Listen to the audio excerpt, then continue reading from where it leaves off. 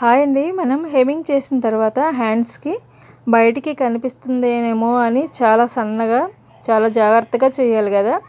అలాంటి ప్రాబ్లం లేకుండా మనం మిషన్ మీదే చాలా సింపుల్గా అయితే హెమ్మింగ్ చేసినట్టు ఈ విధంగా అయితే స్టిచ్చింగ్ చేసేయచ్చండి. చూడండి ఎంత నీట్గా ఉందంటే చాలా బాగుంది. ఈ విధంగా స్టిచ్చింగ్ చేసుకున్నట్లయితే హెమ్మింగ్ చేసే ప్రాబ్లము ఉండదు, బయటికి కనిపిస్తుందన్న బాధ ఉండదు కదా. ఇట్లా చేసుకున్నట్లయితే చాలా బాగుంటుంది. దీన్ని ఇప్పుడు మనం ఏ విధంగా స్టిచ్చింగ్ చేసుకోవాలో చూద్దామండి. ఇప్పుడైతే ముందుగా మెయిన్ క్లాత్ లైనింగ్ తీసేసుకుని మొత్తం అంటే కింద మాత్రమే జాయింట్ చేసుకోవాలి.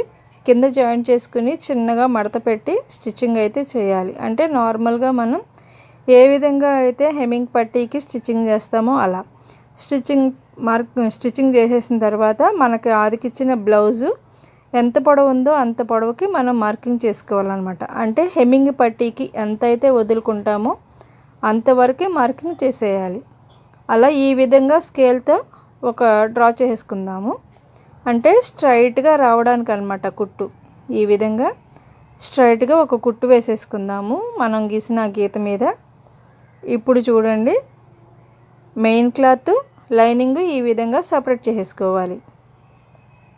ఈ విధంగా సపరేట్ చేసుకున్న తర్వాత ఇప్పుడు ముందుగా స్టిచ్చింగ్ చేసాం కదా, దాన్ని ఇలా మెయిన్ క్లాత్ మీద కాకుండా లైనింగ్ మీద పెట్టి అయితే ఈ విధంగా స్టిచ్చింగ్ చేయాలన్నమాట.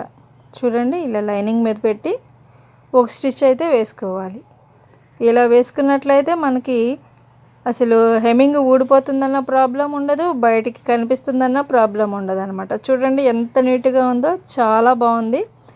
ఈ విధంగా మీరు కూడా ఒకసారి ట్రై చేయండి. ఏ విధంగా వచ్చిందో కామెంట్ చేయండి. ఈ వీడియో కనుక మీకు నచ్చినట్లయితే లైక్ చేయండి, షేర్ చేయండి. థ్యాంక్ యూ సో మచ్ అండి. చూడండి ఎంత నీట్గా ఉందో.